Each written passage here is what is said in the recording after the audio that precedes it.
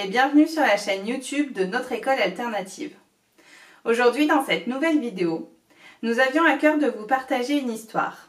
Une histoire que Gaëlle, notre accompagnatrice d'apprentissage, a inventée lors de la crise sanitaire de mars 2020. En effet, lors de ce confinement, l'école était fermée comme toutes les autres écoles en France. Et afin de garder le lien avec les élèves, nous avions instauré des défis. Tous les jours, nous envoyions des défis aux enfants.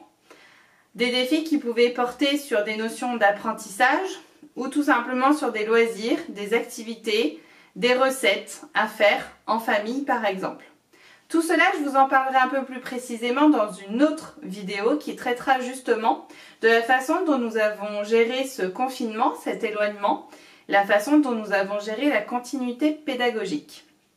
Revenons-en à notre histoire, celle de Gaëlle. En effet, elle a défié les enfants sur le fait d'écrire une histoire dans laquelle figuraient tous les enfants de Néa. Gaëlle avait, elle, préparé son histoire et à l'issue de la journée, elle nous l'a délivrée. Je vous laisse tout simplement la découvrir et je vous reprends juste après pour vous saluer. Bonjour à toutes et à tous. Je m'appelle Gaëlle, je suis accompagnatrice des apprentissages dans notre école alternative de Landré.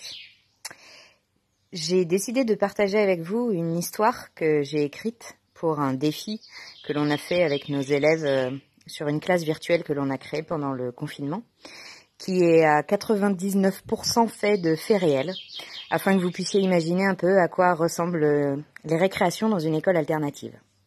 Cette histoire s'appelle « Mais à qui est cette chaussette ?» Dans une petite école de Landré, un charmant petit village au cœur de la campagne rochelaise, c'est l'heure de la récréation.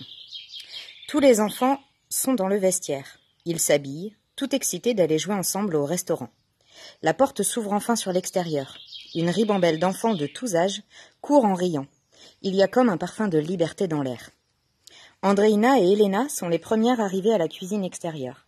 Avec l'aide de Liam et Naël et Nino, elles installent les tables et les chaises en terrasse, même si le temps est un peu maussade dans cette matinée de mars. Maya s'occupe de la préparation de son café, si réputé à travers le monde. Fait à base d'eau boueuse croupie, de gravier, de plantes certainement toxiques et d'un soupçon de je ne sais quoi. Le deuxième Nino fait le service. Avec son sourire ravageur, il prend les commandes. À la table verte, on retrouve Lino, Lucien et Gabriel. Ils discutent de dinosaures, d'os trouvés dans le jardin et de la manière dont ils vont fabriquer une fusée aérodynamique. À la table jaune, les filles papotent de licornes qui pètent des paillettes et d'arc-en-ciel. Lucie se tourne vers Farah et lui dit « Tu as goûté le café de Maya? C'est le meilleur du monde !» Et Farah commande un café. Gabriel et Arthur, tous les deux en cuisine, nous concoctent un plat inédit. Brin de persil en croûte de gravier et sa marinade d'eau croupie et de baies rouges. Léa, quant à elle, surveille et encourage tout ce petit monde en faisant des rondes de sécurité à vélo. Les rires et les bruits de vaisselle résonnent et se font entendre dans tout Landré. La récréation se déroule dans la joie et la bonne humeur, malgré le temps qui se gâte et la pluie qui s'invite à la partie. En 2 temps 3 mouvements, les enfants s'affairent à tout ranger et bâcher pour protéger leur jeu préféré de cette intempérie inopinée. Les maîtresses ouvrent la porte et font rentrer un par un les enfants, en leur tendant leurs sacs pleins d'affaires de rechange. S'ensuit un balai de petites gambettes et d'orteils nus. Dans le brouhaha général, une voix s'élève. « Mais à qui est cette chaussette ?» Liam brandit une chaussette rayée, verte, blanche et rouge, avec un petit grelot sur le côté. Chacun leur tour, les enfants s'approchent et l'examinent. « Elle est trop petite pour nous !» disent les jumelles. « Pareil !» disent Maya et Léa. « Elle est trop grande pour moi !»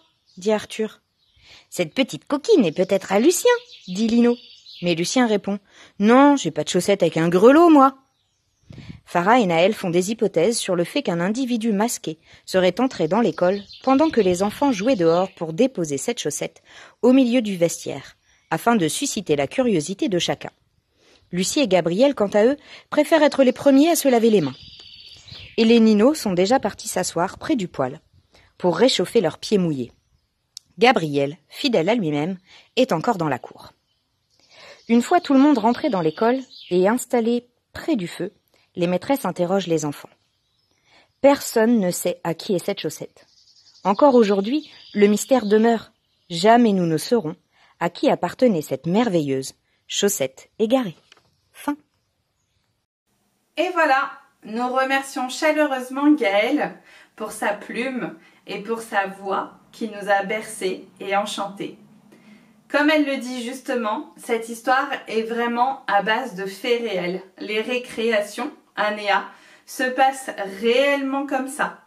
Et tous les jours, c'est comme ça. Tous les jours, les enfants sont vraiment riches d'invention, de créativité, d'imagination. Et c'est absolument merveilleux et délicieux de vivre tout cela avec eux. N'hésitez pas à laisser un petit commentaire. N'hésitez pas à vous abonner à la chaîne et activer les notifications afin de savoir dès qu'une vidéo sort. Merci beaucoup. Au revoir.